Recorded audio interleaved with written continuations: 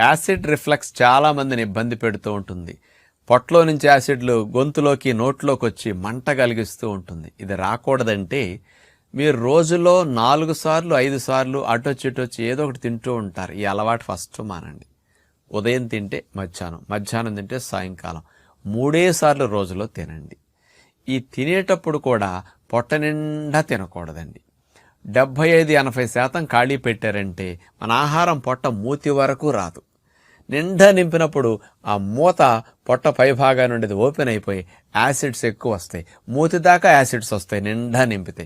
అదే 75% 80% నింపారనుకోండి, యాసిడ్స్ పై వరకే రావు.